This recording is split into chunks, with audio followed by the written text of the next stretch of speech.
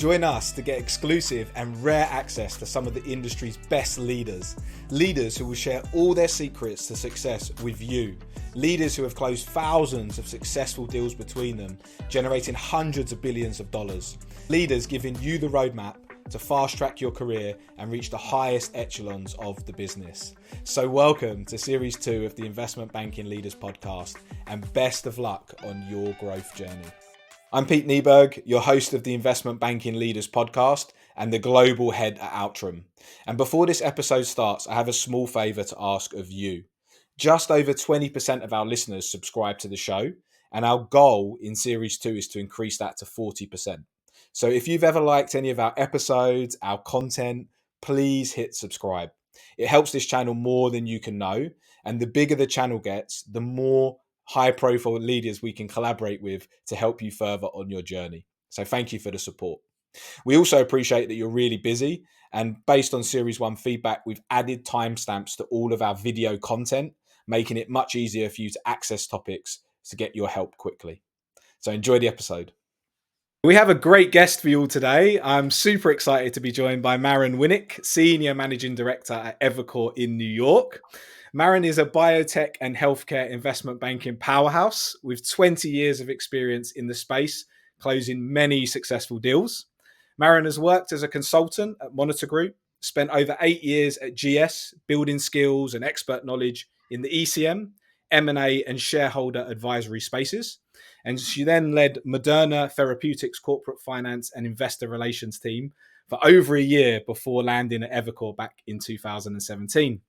Maren is the co-head of Evercore's Women's Network, whose aim is to bring women together to network and support each other.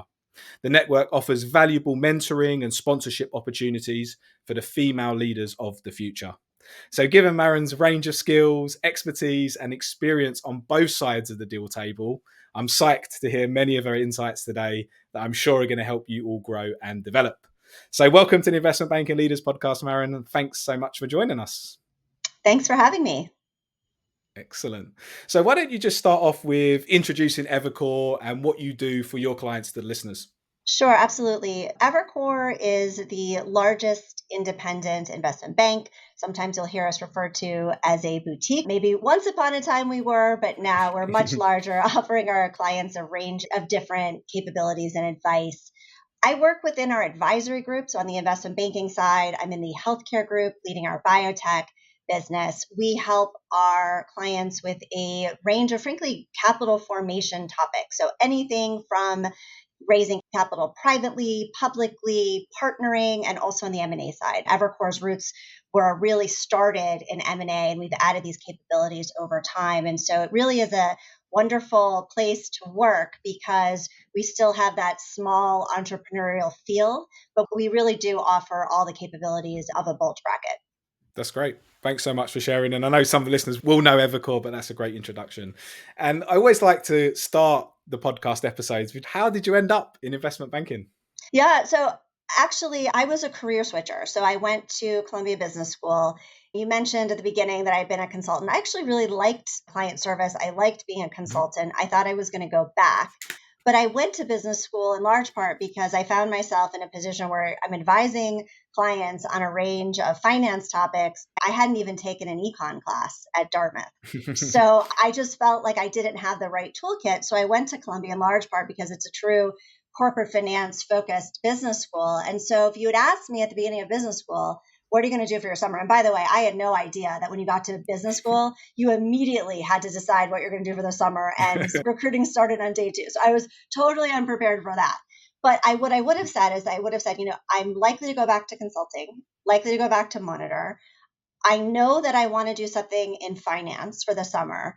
I'm not sure what that is, but I know I don't want to be an investment banker. And the reason I said that was because I had seen a lot of my friends as analysts, and I saw the lifestyle that they had, and I thought that's just not for me. But the wonderful thing about business school is you get to know people in a different way that actually sat in that seat. Great professors. My corporate finance professor had said to me, why don't you do it? Like, what's wrong with you? You're so good at corporate finance. You're going to like it. It's like consulting. It's just in a different way. And so I ended up joining the banking recruiting process late. And fortunately, I ended up at Goldman and really just enjoyed it despite the sort of crazy hours. Amazing. Well, a great story. Accidental to start with, but Exactly. hey, still here now. So I And I love that. left and came back. So I don't know what that says about me, but yes. Yeah, definitely. And before we get into the meat of the discussion, then why don't you just tell the listeners one thing about you that they can't find anywhere, something unknown or unexpected? Sure. I think one thing that surprises people that work with me is I'm actually a natural introvert and I'm a learned extrovert, meaning 20 years ago, the idea of presenting to a board would have absolutely terrified me. And frankly, sitting here and doing a podcast with you, no way. So it was something that I definitely learned over time. And it's something that is quite important to client service. I love that. And I'm going to push you a little bit harder now, then, because I'm sure we have similar characters listening today who are maybe a bit introverted. What advice could you give them, or what tips for them to learn those extrovert skills or the skills they need to sharpen those client meetings and internal situations? Sure, I'll address it in two parts. So the first part, just in terms of, I think sometimes people that tend to be more introverted, you just get nervous when you're in situations where you're standing up in front of a group. And I think what I've learned over time is, frankly, your clients are just people. And there's a lot that you're going to know, even if you're at an analyst or associate level, you're going to know more about corporate finance than even that CEO that's 30, 40 years, in some cases, your senior. And so knowing that they don't know everything, that you know a lot more about certain things, so you can find confidence in that. In terms of presenting, I'm actually fortunate. My husband is a wonderful public speaker. I think his favorite place to be is just standing up in front of a, he'd never admit it, but it's standing up in front of a group. And I actually would watch the way that he prepared. And he spent a lot of time thinking about the word choice and the cadence. So when he speaks, he has this cadence to it. And so I asked him for tips over time. And one pointer he gave me that I use to this day is oftentimes you hear people use filler words, likes, and it takes away from the gravitas of what you're putting forward. So his advice to me was listen for silence, which is sort of an interesting tip in that, wait, I'm not supposed to fill the silence. But if you listen for silence, one, it helps you slow down. Two, it prevents the ums. So every time you might think of putting in a filler word, if you're listening for pauses, you're just going to leave space. And when you leave space, it definitely gives a different cadence and you're able to be more of a storyteller. That's great. Well, what great advice. So I think we've kicked it off strong. So for those that maybe need that push to be a bit more extroverted, lean into what you know, have the confidence to share what you know, because you do know some great things that could help the clients and I'm sure your colleagues as well. And look at those that are doing it well, build on what they're doing and be careful for the filler words. I'm sure that will be a good tip for us today. Across your career, I mentioned it a bit at the start and you mentioned it as well. You've sat in quite a few different seats. So having done that, how has this helped you build a successful career? When I look back at my career, I think what I was doing was actually gap filling. I mentioned I went back to business school because I felt I loved my job, but I didn't necessarily have the schooling to support what I was doing. I think the same thing happened for me throughout my career in investment banking. So when I joined Goldman, I was full time in 2008, not the best timing. So summer 2007, when I was much different than when I started full time in 2008. So I loved biotech. I knew I wanted to try to direct my career toward those clients. Capital raising was very important. There wasn't much capital raising going on. So the first 4 or 5 years that I was at Goldman, it was almost exclusively M&A, which was great. I worked on the Genzyme transaction, which had multiple parts. I learned a tremendous amount, but I hadn't done IPOs. I hadn't done many follow-ons. And so having that opportunity to move to capital markets, I knew I would have the opportunity to actually see these transactions. So that was a bit of a gap fill move. It was supposed to be for a year. I ended up really liking it. And I ended up staying there. I do think what that experience gave me was just a deeper understanding of how investors think, how companies think about when and how they raise capital, how boards think in terms of balancing dilution versus capital needs. And then with Moderna, I was ready for a bit of a change. I followed my mentor, Lawrence Kim, over to Moderna.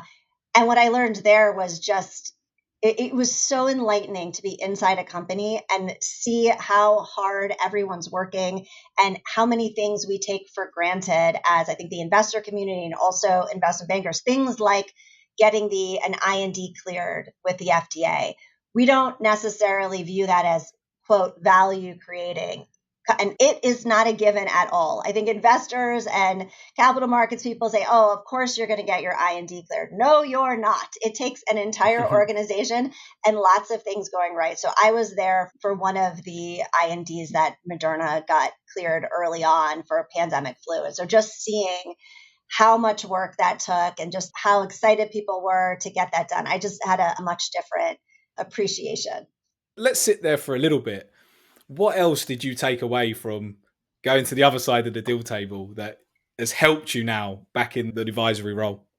I think understanding from the inside just the entrepreneurial spirit of these companies and how a lot of people now, Moderna was obviously a lot larger than many private biotechs that we work with, but you don't necessarily have people. These aren't financial engineers. These are people who this is their dream. There's people in different areas of Moderna that their whole lives are about vaccines or personalized cancer vaccines. And just to see that passion firsthand from the inside and how many hats these entrepreneurs wear. Because when you see a company from the outside, it always has a bow tied around it. So no matter how messy a company looks from the outside, it's so much harder on the inside. There's so many things that are going on, and there's so many things that go wrong and get course corrected. And just what it takes to have that courage as an entrepreneur to continue to push on. It's inspiring. And did it change how you go about speaking to companies now in the role, looking for the advisor status? And did it change how you view them and how you go about your business after that? I definitely took away from really knowing who you're talking to, meaning what is their background. Don't throw around a lot of jargon. We would see investment banks come in when I was at Moderna. And listen, if it was Lawrence, Kim, and I in the room, we obviously were former bankers, totally fine. But oftentimes it was other people throughout the organization, and they stop listening because you're talking about a bunch of capital markets mumbo jumbo versus what it actually means for the company. I think I also appreciate how hard it is from being inside a company to do things like raise capital, because investors, even it's hard to get a read on investors sometimes because they know that at some point they may want to invest in the company. So they don't want to say anything that's going to insult the company. But at the same time, you're trying to move on and raise capital, and you just want to know where they stand. So it was definitely eye-opening to see how investors behave toward companies versus what they share with investment bankers. Interesting. And I heard other leaders say a lot of it is about being able to tell the story clearly. So it's interesting your take on the jargon and how to cut that out and actually cut to the bits that really matter. So really interesting. Would you advise others to go and try the corporate side of the table? I think if you have that desire, I think when I look back at it, I probably went too soon. I think with investment banking, what tends to be underappreciated is we sit in such a position of privilege in that everything we work on tends to be top of mind for the C-suite. When you're inside a company, even one that was crazy busy like Moderna, it's not the same thing. Meaning sometimes when I was in capital raising mode, it was like doing an investment banking job on the inside, and that was super high priority. But then there's lots of other things that just frankly aren't as exciting. So I would say before you make the jump, make sure you go in eyes wide open that this is a very exciting seat. And you're not going to necessarily get that if you're inside a company. And you certainly don't need to do it to be successful at this job. Excellent. Thanks for that. Again, great advice and feedback. So let's think a bit about our typical listeners. We have a lot of analysts, associates, and VPs listening today, as we do always. Can you talk a little bit from your perspective, what makes a really successful analyst in the business and a really successful associate? Let's start with those two roles, if you will, please. Sure. I think there's the obvious, such as attention to detail, technicals, modeling skills.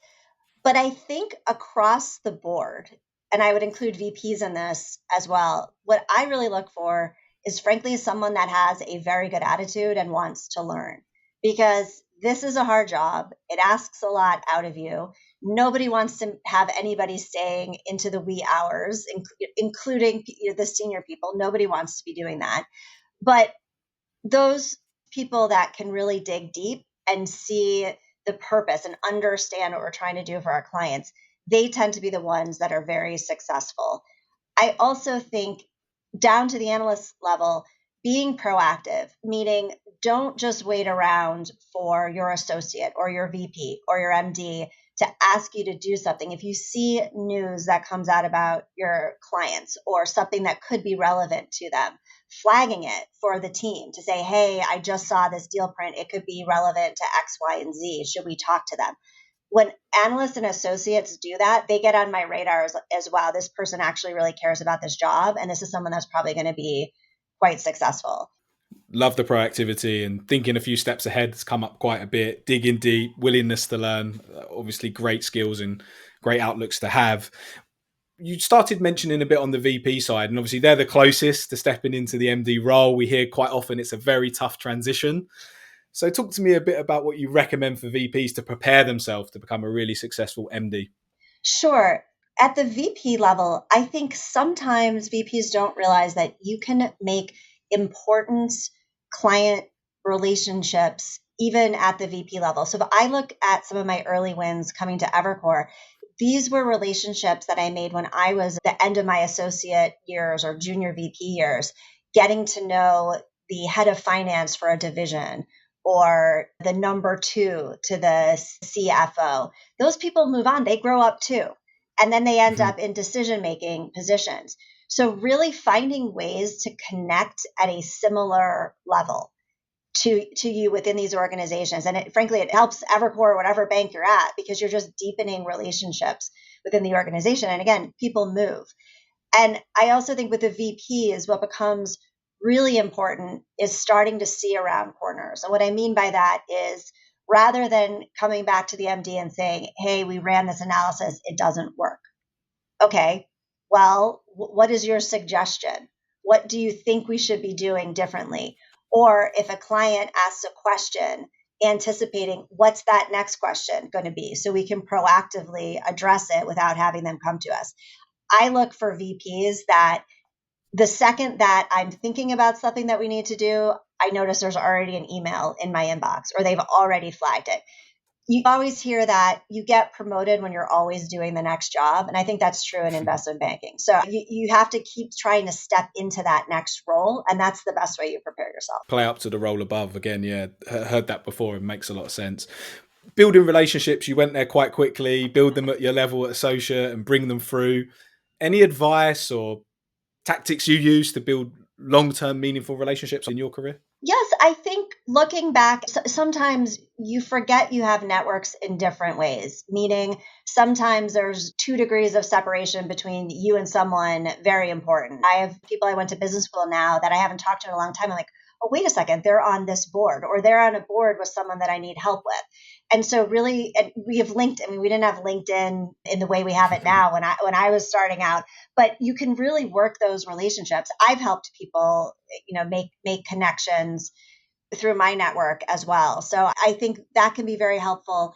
I also think just finding ways to connect with your clients on a more personal level. So over time, I count a lot of my clients as friends. I think that as you get more senior, you oftentimes hear about how CEOs, sometimes they feel quite lonely. I think the same can be true when you're a partner at an investment bank, particularly as a female, right? So some of my female CEO colleagues, they're friends of mine now. And so we connect in a different way. But really what I think about when building relationships is you're working toward being that trusted advisor, that person where something goes wrong or a CEO needs to make an important strategic decision and they think about who do I trust? And I want that to be me. And so I can't be that for every client, but it's starting to read people over time and say, this is someone that I can really develop that relationship with, because it's never going to be universal. You're never going to be able to do that with everyone. And it's recognizing that and saying that's okay. It's okay if I only am going to have a financing relationship with this client.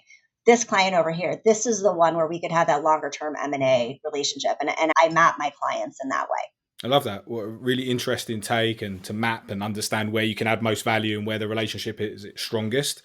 Personal level, being that, looking in your network for the second degree contacts and building on that. So I think some great advice again. And one of the other things that you said before that was about the demands, working hard, and sometimes you have to work late. And we know that that's the reality of investment banking. But what advice would you give to be successful in such a demanding environment? Make sure that you actually enjoy what you're doing. Sometimes I tend to do a lot with the summer associates, just given I came into banking as an associate, but I always tell the summer associates, this is a two-way interview. This job is not for everyone. And if you get to the end of your summer and say, gosh, I just don't know about this, don't do it. Go do something else. Because if you're able to land a seat in investment banking, you have lots of options. They're very competitive jobs. Just don't do it to yourself. There's no amount of money that can make you at 2 a.m. check a model one more time, or check pages for typos, unless you really, really like what you're doing. The other piece of this is a people business. So make sure that you don't just decide, and I'm making this up, I just have to do technology. If you go for a summer and maybe you're in a rotation program and you're like, gosh, I just don't like the tech team. I like the industrials team better. Go work in industrials, because the people are what make or break your experience. And particularly at an analyst or an associate level, it's really about learning the job and learning the technicals and learning how to think as an investment banker. Go where you think you're going to have mentorship and sponsorship, and just like the people around you, because you're going to be with them a lot. Yeah, a long time with the team for sure. So I agree, having that enthusiasm about the area you're working in, and of course the colleagues you're working with and for, is key. And I guess that leads nicely onto work-life balance. I know you're a senior MD, a mum of two. I know you have insights on work-life balance and prioritization. So I'd love to hear your insight in that area a bit. So for work-life balance, how to best make this work? What's your take on that? Sure. Well, the first thing I would say is there's no such thing as work-life balance. There's just your life. So you need to figure out how to make everything work together, meaning your job has to be able to fit into what your personal priorities are. And I think oftentimes, and I do think post-COVID, with FaceTime being less of an issue, at least at Evercore, making sure that you commit to things that really matter to you. Because when you don't, when you give those up, nobody remembers except for you and your significant others. Meaning, if you cancel a vacation because there's a busy meeting or a deal team that's underwater, the deal team's actually not going to remember. Your family is going to remember. So for me, I had both of my children when I was at sort of a mid-level investment banker. And what was important to me is if I was in New York and not traveling, I was going to put my kids to bed. Now, what that meant is I had to leave the office by 6:30. And I was very stressed out about that, because I felt there's going to be so many people that are still working, and I'm going to be walking out, and are people going to think that I'm less serious about this job? But the truth is, all I was asking for was 90 minutes. I lived close to the office, which helped. I'd be home by 6:45. They would be in bed and asleep by 8. And then I logged back on. So it was 90 minutes. And if you think about what happens, oftentimes for people that don't have those types of responsibilities, they're in a conference room eating dinner together. They're going to the gym for an hour. They're doing other life things. And so some of it is just letting yourself off the hook a bit. And it's not just about kids. If you are on a hockey team and every Thursday night you want to go do that, go do it. For the most part, if you just communicate what's important to you and still get your work done, I think people find that nobody wants to just work. Everybody wants to have a bit of that separation, and they'll make it happen. It's just a matter of communicating, because sometimes if you have that hockey team and you just disappear and there's a lot going on and nobody knows where you are, then people are like, why didn't that person respond? But if they're like, oh, no, he or she has this hockey game that they play every Thursday night, it's like, oh, that's cool. Great. We'll talk to them at 8:30 or whenever it is that they're done. I love that. So maybe not taking on that it's how it looks, but speaking up and making Right. sure it's being communicated clearly. And do you feel there's more that leaders should be doing in that area to make it easier for team members to prioritize the stuff that's important? I wish that my colleagues would communicate more when they are making choices to do things for themselves, because they are doing it. They are, you just because they're traveling a lot or you don't see them as much or you don't necessarily expect them to be in the office. I think if people understood that everybody has the things that they want to do outside of the office, I think if that was communicated more, I think it makes it easier for people to speak up.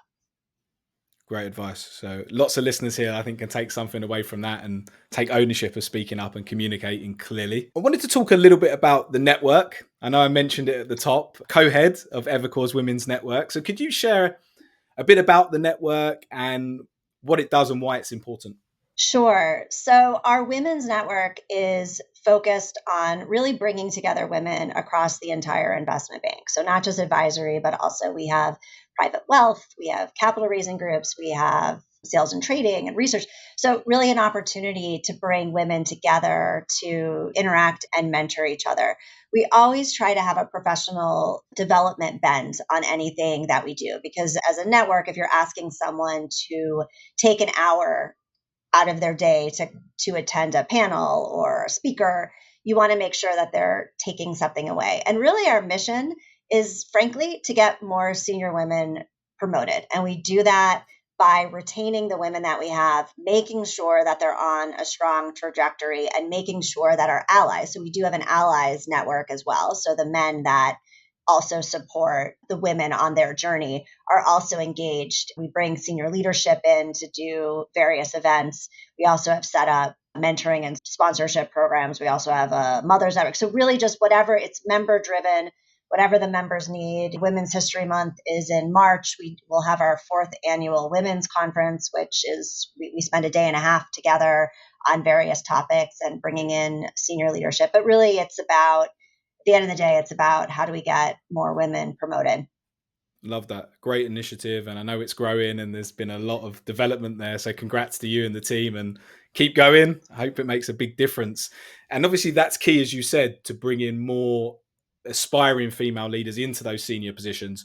What else do you feel could be done in general within investment banking to help build more females into leadership positions? I think that we tend to lose women at, call it that VP level. It oftentimes correlates to when you have changes in life, whether it's getting married, having children, and your priorities change. And I think that we as leaders could do a better job helping. And frankly, it's not, this also applies to men in dual income families, but Mhm. making sure that we're supporting women when they're in that transition. What if they've been out on parental leave and they're coming back in, understanding that this is a marathon, not a sprint. And it's okay to take the time off to be with your family. It's okay to leave the office and log back in later at night. And that 1 year where you might feel like nothing's working. So you're not doing as well at work, you're not doing well at home, helping women say, it's okay. This is a finite period of time. Because candidly, I almost tapped out when I had my son. And, I think part of the reason I made the decision to go to Moderna was that now I had two children and I thought maybe it would be a bit better. I'm so glad I came back to banking. And I think the advice that I would give myself is just give yourself a break. This is okay. I mean, you're talking about a very finite period of time in your career. And if you like what you're doing, you just have to stick with it and it all sorts out over time. That's great. And thanks for being so candid and really sharing that experience. I think that helps. And do you feel that there's more things banks and senior leaders can do to help recapture the talent that's maybe lost at that VP level due to family commitments? I know, there's some Wall Street firms do returnship programs. I think they're a great idea. I think there's a lot of talent out there that would be great to come back. We don't do that yet at Evercore. It's something I'd like to see us do over time because I do think that's a very important pool of talent. But I think that sponsorship is so important. So some of my most important sponsors throughout my career, they were all men and they just invested in me. I still have male sponsors here that have really made my career. And I think we need more of that, frankly, to kind of get women moving up the ranks and even coming back. And do you have advice for male leaders listening on how to be better in that area, or how to build more sponsorship of aspiring female leaders into their work, into their business? Sure. I think just taking the time to engage with women, particularly at that VP and early MD level, and the ones that are doing great work for you, you want to just invest in them and you want to make sure that you're putting them in positions to be successful. What I mean by that is making sure they're getting speaking roles at meetings, making sure that if now they're supposed to be developing their own client relationships, what I tend to do with our young MDs or senior VPs, if they're taking on new client relationship responsibilities, sometimes I'll kick open the door for them, meaning I'll get the introduction, I'll go with them to a meeting and then let them take it on. It's really about helping people develop that skill set. And oftentimes, because there's fewer women at the top, sometimes I believe women just don't connect as well, or they don't have that sponsorship because they don't necessarily see an example of someone who has a very similar experience to them. And so it takes more proactivity, I think, for the male sponsors to make sure that they're listening and they're helping and supporting. Great advice. I really hope that's taken on board today. And if you're out there and you can provide those opportunities and help and sponsor to bring talented females through, let's do it. Let's get more into those leadership positions. And any final thoughts from you as an inspirational female leader? What advice do you have for other aspiring female leaders generally within the business? Yeah, I think I gave some of it. Honestly, it's just give yourself a break. I think women tend to be very hard on themselves. And particularly if there's life things going on, it's a finite period of time. And I would say support other women, play an active role, make sure that you're helping to pull other women up as well. When I look at women that are maybe 10 years my senior, I don't think that necessarily happened. I think a lot of those women got up through the ranks by pretending to be, frankly, a man. They tell you you have to play golf. You have to do certain things that men are interested in. I can tell you, I don't play golf. I don't have any interest in learning to play golf. I want to just sort of be myself. And a lot of those women, though, they weren't necessarily interested. If anything, sometimes they got in the way of women ascending. I think sometimes it's called queen bee syndrome, where you Okay. worked so hard to get there. Now you don't want anybody else to get there. And so it's almost like pulling the ladder up so nobody else can get to where you are. I think that's really changed. I really think my generation of women, I don't want my daughter to be in a world where gender equals diversity. I mean, that's crazy. Women are more than 50% of the population, and we're such a small percentage across any major sector. We're just a very small part of the population. And the only way we change that is by helping one another. Love that.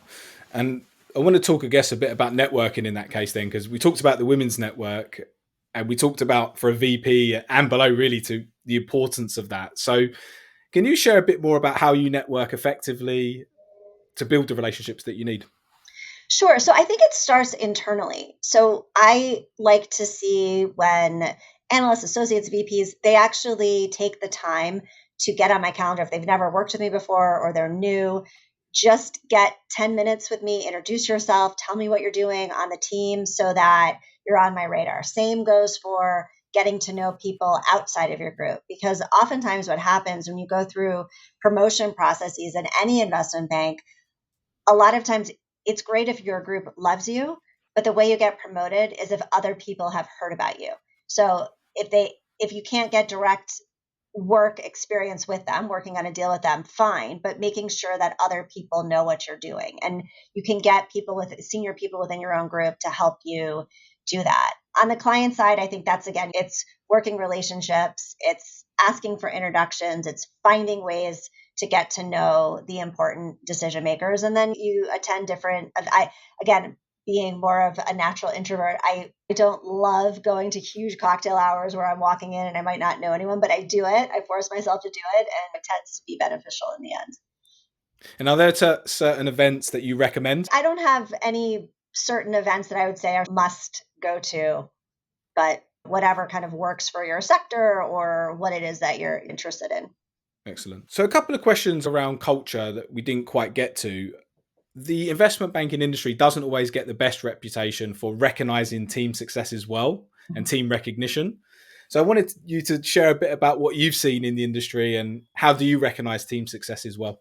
Yeah, so one of the major differences I found at Evercore is Evercore actually really does celebrate success. A lot of banks tend to prosecute losses and ignore successes. So every time a deal is announced at Evercore, an internal email goes out that describes the deal, lists everybody that was involved, thanks people that were peripherally involved, and then you get a wave of, oh, congratulations from John Weinberg, our CEO, will respond to every single one of them and congratulate the team. So I do think that's nice for people to see that senior leadership is seeing what they're doing and is grateful for it. So I do think that's a great element of culture at Evercore. That is, that did not happen at Goldman.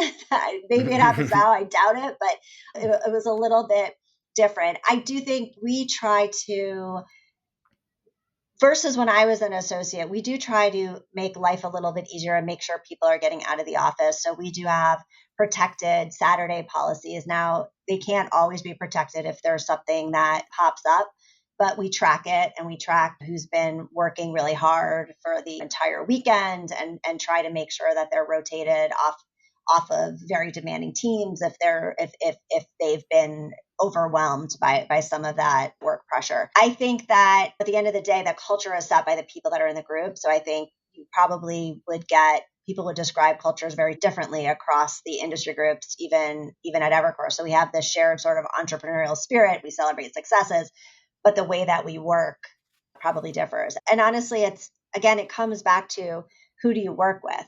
Now, I have some big meetings on Monday, which I typically don't do. I don't like scheduling meetings on Monday. Why? Because then oftentimes that means that people are going to be working over the weekend. I also don't like to be reviewing materials for the entire day on Saturday and Sunday. So I try to manage things so that we're managing to a Friday and then picking up again on Monday, maybe a little bit on Sunday. But that's me personally, what I try to do. And I think that the teams appreciate that. But again, that's specific to the individuals that you work with. I think you're spot on. The leader plays a big part in that, and how they set the tone and the pace has a huge effect all the way down the chain. I was also just going to add, just on that, what I care about a lot is the experience of everyone on the team and everyone contributing. And you see it in upward reviews, right? So you see it if you're not providing that guidance and mentorship, or if the team is just getting crushed, or the VP is crushing the analysts and associates all the time, they're not going to get good upward reviews. What I'm really proud of in my team is I get strong upward reviews. I care a lot about them. I work really hard to make sure that the team's in a good working environment.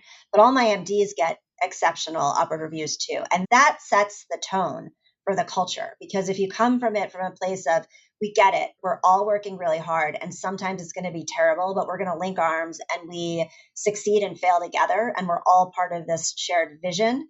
That to me is what culture is all about. Well, I definitely feel your passion coming through there, and the team spirit must be high in your team. So that's great to hear. And the memo itself that you mentioned must be really inspirational to see the work that you've gone in, the why behind the work that you've gone in, being celebrated by everyone and the seniors as well. And time off, I think, if you can obviously help with the demands, as we mentioned, it must be a big win as well. Have you seen the culture change post-COVID? So there are two things. But immediately coming out of COVID, I think we were struggling a bit from less apprenticeship, mentorship, being able to sit in someone's office and go through a model. Things were all done over Zoom. And so you lost that day to day interaction where you could teach VPs and associates could teach, people could learn. We lost some of that. But coming back to the office, I think has been great. And we're seeing a pickup and improvement in some of those basic technical skills that maybe junior bankers were lacking a bit during COVID. But I do think a positive has been there's a lot less emphasis on FaceTime. I think it's a lot easier for people to go do those things that I talked about, go do those things that you care about, because if you leave and then you log back on, oftentimes meetings aren't necessarily in the office at 8 p.m. They would be over Zoom anyway. So it's a lot easier to fit your life into your day versus just being stuck at the office. I mean, my entire associate career at Goldman, there were periods of time where I think I went 2 months when I had only one day off, including the weekends. Wow. And that was just sitting in the office. You weren't at home logging on. I mean, you were physically in the office, and that felt a bit like a prison. So I think we're less prison like now because you can actually do things from the comfort of your home. Being less prison-like, certainly a good thing, right? So, and again, as you say, that flexibility is definitely a positive. It's that right balance, I think, between the apprenticeship you mentioned and building the skills and learning from those around you and having a bit of balance around outside of work as well, right? So we're rattling through this. I've taken a lot of notes. We've come a long way already in the episode, and it's time to start looking back, I think. So if you went back to yourself on your first day, first week in investment banking, what would be the piece of advice that you'd give yourself? I would tell myself that I needed to relax and that this is a marathon, not a sprint. And you can't judge your career in the short term. You have to think about your career in the long term.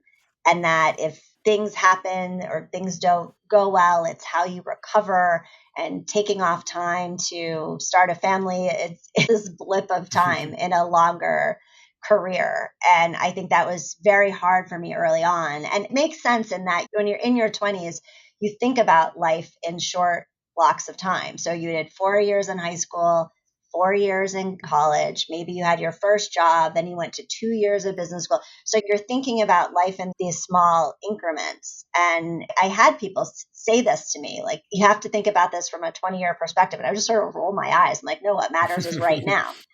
And so I spent a lot of time sweating the small stuff when sometimes you just need to let it go and move on. Great advice. Time definitely helps. Hindsight, right? It's a wonderful thing when we look at that, and that longer period, the marathon take you have, I can definitely relate to that. Have you thought about what life looks like after banking? Well, I left and came back, so who knows? If I go do something different, I might end up back in the seat. No, but in all seriousness, I mean, could I go back at some point and work for a biotech company? Maybe. I think I'd love to, when I'm done banking, sit on boards. It's very hard to sit on, you really can't sit on public boards as an investment banker, but I would love to do that over time. But this is a great job. It's really fun. So I think I'm going to be here for a bit longer. Here for a while, definitely. And you talked about filling gaps and acquiring skills and moving to areas to build the knowledge base. But I'm a big believer that leaders are readers. It doesn't have to be books these days, given all the materials that are out there. So what's had a big impact on you, and what do you recommend for our listeners today to help them grow? That's a really good question. And actually, the book I would recommend, particularly for the levels that you're talking about, I read it years ago. It's called The Hard Thing About Hard Things. It's Ben Horowitz. He's one of the co-founders of Andreessen. And it really talks about that entrepreneurial spirit and what's going through the minds of CEOs and how messy it is to build companies. And I think it just gives you insight into the fact that these are just people. So they may be the CEOs and seem intimidating, but they're just people at the end of the day, and they're dealing with very difficult things. It was an eye-opening book for me. I probably read it about 10 years ago. Nice. Well, we'll definitely grab the title and a link and pop it in the show notes. And if there's any others that you think of that we should include, we'll do that too. Sure. Last question before I let you go and get on with the many deals that you have to close. Anything I haven't asked you that the audience should know? I don't think so. We covered here. I think the only sort of last piece of advice that I would give is you want to align yourself with people that are stars in their own career, meaning like they don't necessarily, you don't from day one have to align yourself to a partner. It could be, if you're an analyst or associate, it's a VP that has a star that's rising very fast. And you do good work for those people and they tend to take you with them. That's been really meaningful in my career. I hope that I've done it for other people. I'm trying to do it for other people, but that to me can really change the trajectory of someone's career. What a great last thought and a great way to end today's show, and take that on board, all the listeners, for sure. So Maren, thanks so much. Really appreciate the time today. As I said, I've taken a ton of notes. I'm sure there's some great insights that many of the listeners will take away. So thanks for being here and sharing your time with us. Thanks so much for having me. This episode of the Investment Banking Leaders Podcast was brought to you by Outram, the global leaders in the financial deal gift, awards and recognition space. So if you need any assistance, don't be afraid to hit me up or the Outram team. I really hope you enjoyed today's episode and thanks for joining us. And until next time, best of luck on your growth journey.